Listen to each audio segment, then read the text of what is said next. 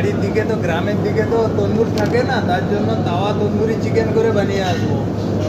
বলো ফটাফট করে কমেন্ট করো, আসছি তাহলে চিকেন নিয়ে।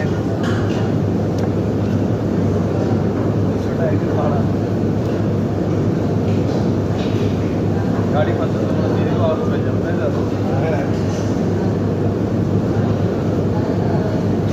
কিন্তু যাওয়ার জন্য আনতে আসতে হবে। তোমাদের খাওয়া দাওয়া এ বলছে খেতে দেবে না বাড়িতে, খেতে দেবে। হ্যাঁ